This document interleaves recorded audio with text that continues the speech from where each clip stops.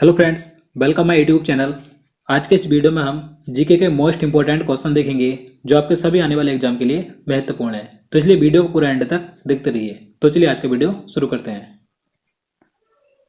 तो यहाँ पर आज का पहला क्वेश्चन है, शिक्षा तथा वन संविधान की किस सूची के अंतर्गत आते हैं।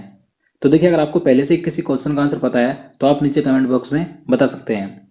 तो इसका राइट आंसर ऑप्शन सी हो जाएगा, समवर्ती सूची। तो देखिए, जो शिक्षा तथा वन है ये संविधान की समवर्ती सूची के अंतर्गत आते हैं, यानी कि इन विषयों पर केंद्र सरकार और राज्य सरकार दोनों ही कानून बना सकती है। बात करें समवर्ती सूची की, तो देखिए इसमें शुरुआत में 47 विषय थे और इस समय वर्तमान में इसमें 52 विषय हैं। बात करें संघ सूची की, तो देखिए संघ सूची पर सिर्फ केंद्र सरकार ही कानून बनाती है। इसमें प्रारंभ में 97 विषय थे और इस समय वर्तमान में 100 विषय हैं। बात करें राज्य सूची की, तो राज्य सूची पर सिर्फ राज्य सरकार ही कानून बनाती है। प्रारंभ में इसमें 66 विषय थे और इस समय वर्तमान में इसमें 61 विषय हैं। तो आपको सारे पॉइंट याद रखने हैं। चलिए नेक्स्ट क्वेश्चन देखते हैं। ज्ञानपीठ पुरस्कार की शुरुआत कब की गई थी।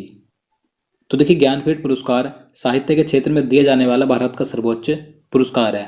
देखिए, इसकी स्थापना तो 1961 में हुई थी, लेकिन इसकी शुरुआत की गई थी 1965 में, यानी कि 1961 में स्थापना और पहली बार दिया गया था, यानी इसकी शुरुआत हुई थी 1965 में। तो इसका आंसर ऑप्शन डी हो जाएगा, 1965 में। अब देखिए, पहली बार 1965 में यह पुरस्कार किसे दिया गया था, तो जी शंकर कुरूप को दिया गया था। किस भाषा के लिए दिया गया था, तो मलयालम भाषा के लिए दिया गया था। और देखिए, ज्ञानपीठ पुरस्कार संविधान की 8वीं अनुसूची में दी गई 22 भाषाओं में दिया जाता है, याद रखना है। चलिए अगला क्वेश्चन देखते हैं। क्वेश्चन नंबर 3 है, लोहित तथा दिबांग किसकी सहायक नदियां हैं। तो इसका आंसर ऑप्शन बी हो जाएगा, ब्रह्मपुत्र। तो देखिए, ये जो दो नदी हैं लोहित तथा दिबांग, ये दोनों ही ब्रह्मपुत्र की सहायक नदियां हैं। देखिए, ये दोनों नदी असम तथा अरुणाचल प्रदेश में बहती हैं। देखिए, बात करें ब्रह्मपुत्र की, तो देखिए ब्रह्मपुत्र का उद्गम स्थल मानसरोवर झील से होता है। यह तिब्बत, भारत तथा बांग्लादेश में बहती है। और देखिए, यहाँ से कई बार एग्जाम में क्वेश्चन पूछा जाता है कि जो ब्रह्मपुत्र नदी है इसे बांग्लादेश में किस नाम से जाना जाता है। तो ब्रह्मपुत्र नदी को बांग्लादेश में जमुना नदी के नाम से जाना जाता है, याद रखना है। चलिए नेक्स्ट क्वेश्चन देखते हैं। बंगाल का प्रथम गवर्नर जनरल कौन था। तो देखिए, महत्वपूर्ण प्रश्न है। तो इसका आंसर ऑप्शन हो जाएगा, Warren Hastings. Warren Hastings Bengal का प्रथम गवर्नर जनरल था। लेकिन अगर आपसे पूछा जाएगा कि बंगाल का प्रथम गवर्नर कौन था, सिर्फ गवर्नर पूछा जाएगा, तो गवर्नर था रॉबर्ट क्लाइव। ये दोनों याद रखने हैं। एक बार फिर से बता दूं, बंगाल का प्रथम गवर्नर रॉबर्ट क्लाइव और बंगाल का प्रथम गवर्नर जनरल वारेन हेस्टिंग्स। बात करें विलियम बेटिंग की, तो विलियम बेटिंग ये भारत का प्रथम गवर्नर जनरल था और लॉर्ड माउंटबेटन ये स्वतंत्र भारत के प्रथम गवर्नर जनरल थे। तो आपको सारे पॉइंट याद रखने हैं, सभी महत्वपूर्ण हैं। चलिए अगला क्वेश्चन देखते हैं। नीति आयोग में टी का क्या अर्थ है। तो इसका आंसर ऑप्शन बी हो जाएगा, ट्रांसफॉर्मिंग। तो देखिए, जो नीति आयोग है इसकी फुल फॉर्म क्या होती है, national institution for transforming India. इसमें टी का अर्थ होता है ट्रांसफॉर्मिंग। तो आपको इसकी पूरी फुल फॉर्म याद रखनी है। बात करें नीति आयोग की, तो देखिए इस नीति आयोग को योजना आयोग के स्थान पर लाया गया था। नीति आयोग की स्थापना 1 जनवरी 2015 को हुई थी। किसने की थी, प्रधानमंत्री नरेंद्र मोदी जी ने की थी। और देखिए, इसके अध्यक्ष कौन होते हैं, तो प्रधानमंत्री ही इसके अध्यक्ष होते हैं। वर्तमान में नरेंद्र मोदी इसके अध्यक्ष हैं। और देखिए, इसका मुख्यालय कहाँ पर है, तो नई दिल्ली में इसका मुख्यालय स्थित है, याद रखना है। चलिए नेक्स्ट क्वेश्चन देखते हैं। साहित्य अकादमी पुरस्कार कितनी भाषाओं में दिया जाता है। तो इसका आंसर ऑप्शन डी हो जाएगा, 24। तो देखिए, साहित्य अकादमी पुरस्कार भारतीय संविधान की 8वीं अनुसूची में शामिल 22 भाषाओं प्लस राजस्थानी प्लस अंग्रेजी, यानी कुल मिलाकर यह पुरस्कार 24 भाषाओं में दिया जाता है। देखिए, साहित्य अकादमी पुरस्कार की स्थापना तो 1954 में हुई थी, लेकिन यह पुरस्कार पहली बार 1955 में दिए गए थे। अब देखिए, पहली बार 1955 में यह पुरस्कार किसे दिया गया था, तो हिंदी भाषा के लिए दिया गया था माखनलाल चतुर्वेदी को, इनकी कविता काव्य हिम तरंगिनी के लिए, याद रखना है। चलिए आगे देखते हैं। रक्त को हृदय से अंगों की ओर प्रभावित करने वाली रक्त वाहिनी क्या कहलाती है। तो देखिए, मोस्ट इंपॉर्टेंट क्वेश्चन है। तो इसका आंसर ऑप्शन हो जाएगा, धमनी। तो देखिए, रक्त को हृदय से अंगों की ओर प्रभावित करने वाली रक्त वाहिनी धमनी कहलाती है। यह धमनी शुद्ध रक्त ले जाती है, लेकिन इसका एक अपवाद होता है, जो पल्मोनरी धमनी होती है वह अशुद्ध रक्त ले जाती है। और देखिए, जो सिराएं होती हैं ये अंगों से हृदय की ओर रक्त ले जाती हैं और इनमें अशुद्ध रक्त बहता है। लेकिन इसका भी एक अपवाद होता है, जो पल्मोनरी सिरा होती है वह शुद्ध रक्त ले जाती है। तो आपको सारे पॉइंट ये सही से याद रखने हैं। तो अगला क्वेश्चन है 1857 की क्रांति में फैजाबाद के नेता कौन थे? तो इसका आंसर ऑप्शन डी हो जाएगा मौलवी अहमद उल्ला। तो देखिए आप सभी 1857 की क्रांति के बारे में जानते हैं। 1857 की क्रांति 10 मई 1857 को मेरठ से शुरू हुई थी।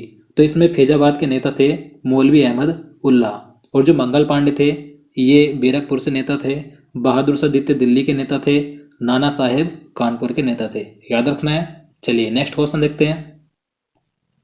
भूमध्य सागर एवं लाल सागर को जोड़ने वाली नहर कौन सी है?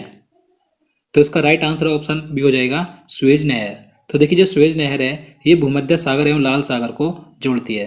देखिए सुएज नहर का निर्माण 1859 में शुरू हुआ था और 1869 में बनकर तैयार हो गई थी, यानी कि 10 वर्षों में इसका काम पूरा हो गया था। तो आपको याद रखना है सुएज नहर भूमध्य सागर एवं लाल सागर को जोड़ती है।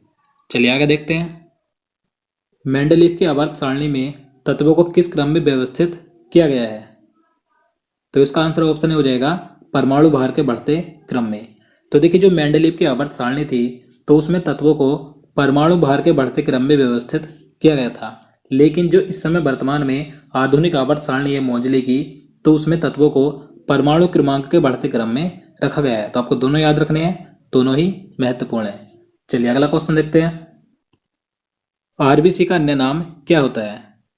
तो देखिए जो आरबीसी यानी कि रेड ब्लड सेल्स होती हैं तो इन्हें अन्य किस नाम से जाना जाता है? तो इन्हें एरिथ्रोसाइट नाम से जाना जाता है। तो इसका आंसर ऑप्शन भी हो जाएगा एरिथ्रोसाइट।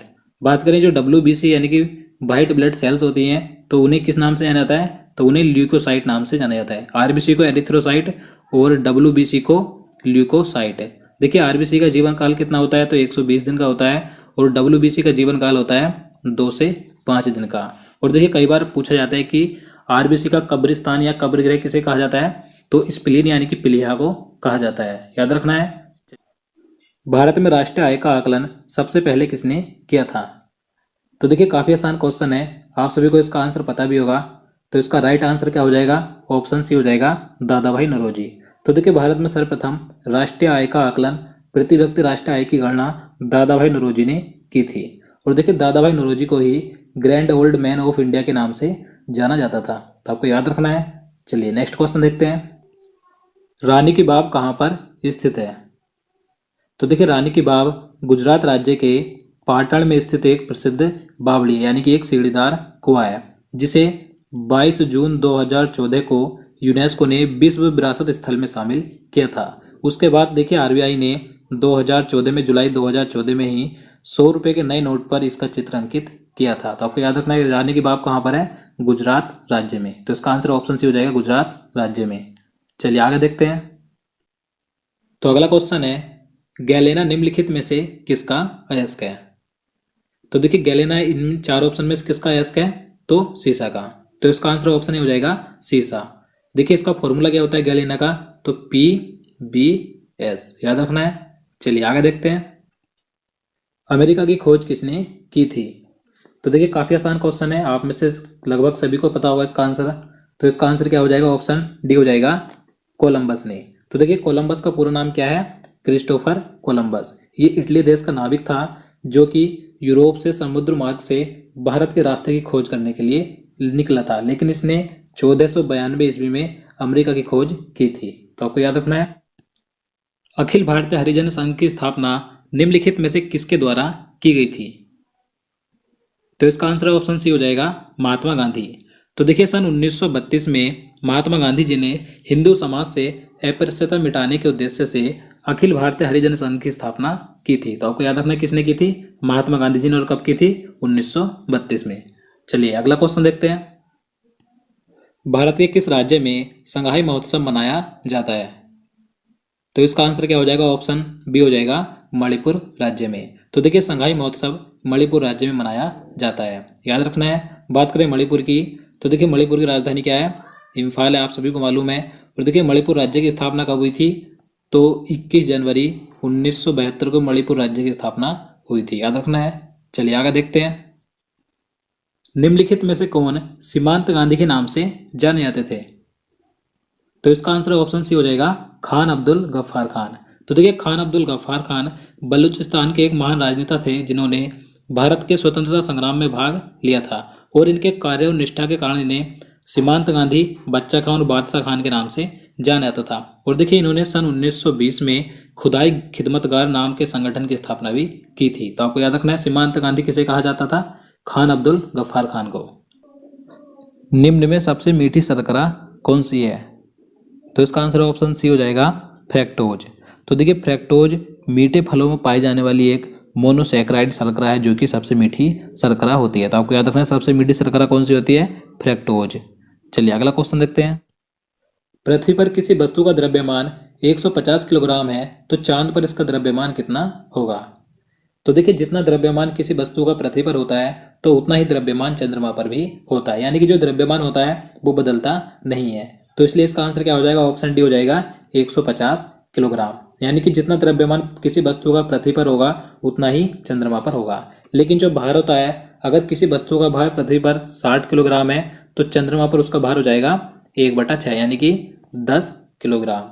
याद रखना है। तो दोस्तों आज के लिए इतना ही। उम्मीद करता हूँ आपको वीडियो पसंद आया। अगर आपको वीडियो अच्छा लगा हो, आपके लिए हेल्पफुल हो तो प्लीज़ वीडियो को लाइक और शेयर करना, साथ ही चैनल को भी सब्सक्राइब कर लेना। तो चलिए मिलते हैं नेक्स्ट वीडियो में। जय हिंद, जय भारत।